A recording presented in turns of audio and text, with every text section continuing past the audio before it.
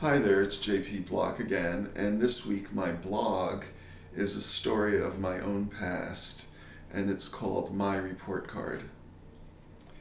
In sociology, distinctions are made between the ideal versus the real, the formal versus the informal, and school exists to teach us various skills.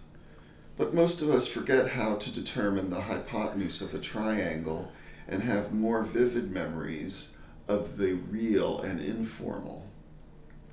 Who our friends were, what we did to have fun, times we got in trouble, who made fun of us, who we dated, or the fact that we never had dates. In junior high, I learned two important life lessons. One was that non-homogenized peanut butter should be stored with the jar upside down to let the oils blend, which I learned in science class.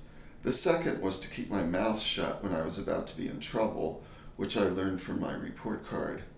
In my misspent youth, I was a chronic underachiever. My teachers and guidance counselors told me a million times that I wasn't living up to my potential. What never occurred to anyone was that I did not think my schoolwork had anything to do with my potential.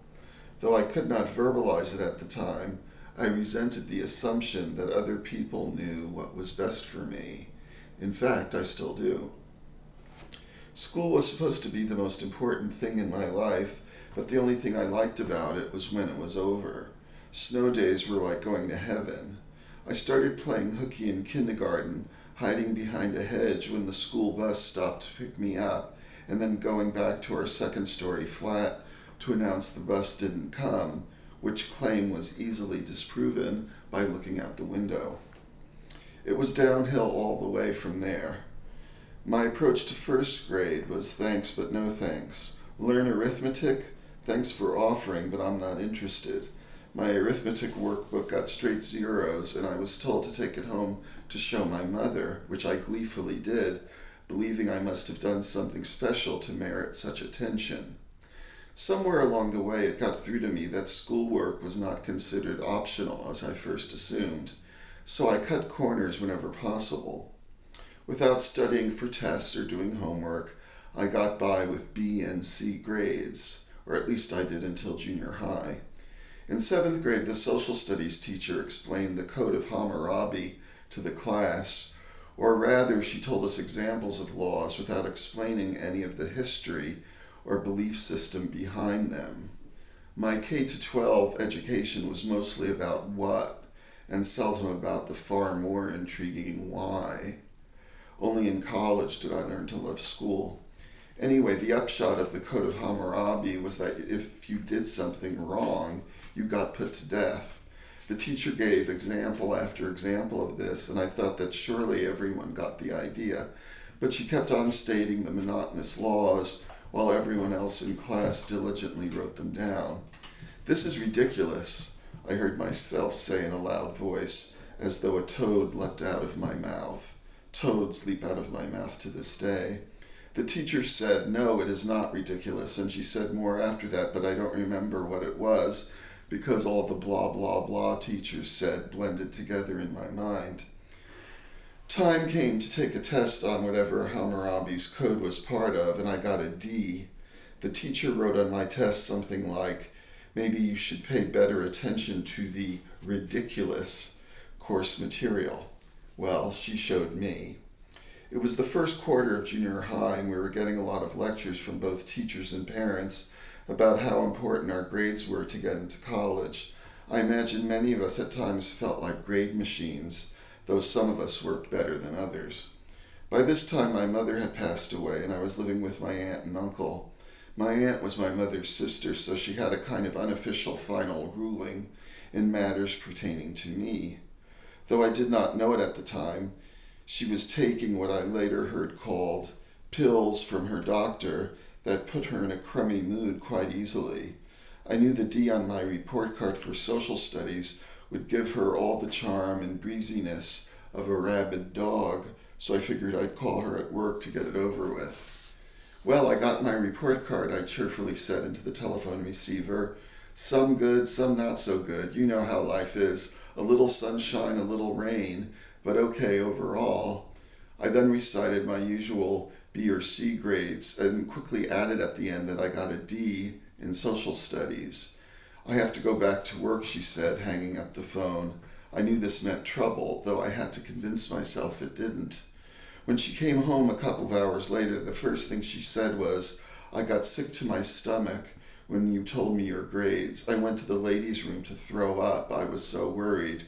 You don't have parents and you'll never get to college with grades like that. What are you going to do with your life?" And here you thought Freudianism was dated.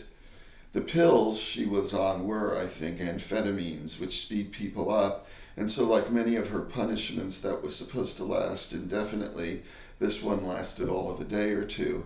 Her impatience was the easiest and most difficult thing about her. Ironically, I ended up liking the social studies teacher and got my usual C or B for the remaining quarters. Flash forward to 8th grade. I got another D in the first quarter, though I don't remember the subject. What I do recall is not wanting to feel again, like I was making my aunt literally feel sick to her stomach. I should mention that report cards were given to students to take home for signature and were handwritten in ink by the homeroom teacher, who in my case was the notorious social studies teacher. It occurred to me that with just a bit of ink erasing, a D could be made to look like a B, so I changed the grade accordingly. The only problem was I had to change it back to a D for the homeroom teacher. These BD erasures continued from quarter to quarter. By the third quarter, only a thin, translucent little square remained, and I had to draw in the tiny box by hand. During homeroom, I saw the teacher routinely checking report cards for signatures. She stopped at one report card and stared at it. I didn't know if it was mine, but of course I hoped it wasn't. A day or two later, my guidance counselor called me to his office. He always had terrible breath and was one of those people who thought it was illegal to wear glasses and have a personality at the same time. Whenever he called me to his office, and he did so often, I felt like I was talking to a myopic boulder. As I took my seat in his office, he said, "It's about your report card," and paused. In a split second that felt like a lifetime, I had to decide what to say. The thought crossed my mind that if I confessed before being accused, they might go easy on me, but a different form of logic won out. Say nothing unless he does. "Oh," I said, "what about it?" He launched into some spiel about how I had gone from a B to a C in something, which I knew happened all the time and not just to me.